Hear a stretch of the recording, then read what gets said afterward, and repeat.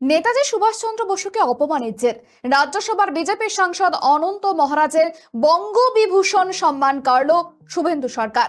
২৬ বিধানসভা নির্বাচনের আগে দেশপ্রিয় পার্কের অমর ২১ উদ্যানে ভাষা দিবসের অনুষ্ঠানে তৎকালীন মুখ্যমন্ত্রী মমতা বন্দ্যোপাধ্যায় অনন্ত মহারাজকে বঙ্গবিভূষণ সম্মান দেন। বৃহস্পতিবার রাজ্য তথা সংস্কৃতি দপ্তরের তরফ থেকে বঙ্গবিভূষণ সম্মান কেড়ে নেওয়ার বিজ্ঞপ্তি জারি করা হয়।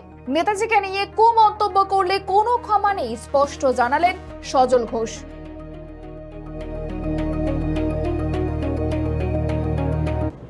নেতাজিকে নিয়ে যারা অপমান করবেন তিনি যে রাজনৈতিক দলেরই হন তাকে গ্রেপ্তার করা উচিত। যে রাজনৈতিক দলের হন, আপনার মনে মনে যেসব রাজনৈতিক দলের নাম আসছে আমি সেগুলো ভেবেই বলছি, তাদের মহারাজ যেই হন, যে মহারাজই হন, আমি বিশ্বাস করি ওনার কাজ হচ্ছে শুধু রাজবংশীটুকু নিয়ে চলা, রাজবংশীর বাইরে ওনার কোনো পরিচয় নেই। আমি শিক্ষিত রাজবংশী ভাই বোনেরাও কখনো নেতাজির এই অপমানকে সহ্য করবে না, ওর কিছু বসংবদ লোক ছাড়া।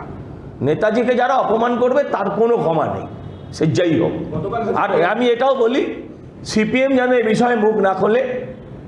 যারা তেজর কুকুর বলেছিল, কংগ্রেস যারা নেতাজিকে দল থেকে তাড়িয়ে দিয়েছিল, তারা যেন মুখ না খোলে, আর তৃণমূলও যেন মুখ না খোলে, কারণ এরা নেতাজির বাড়িতেও তোলা তুলতে গেছিল।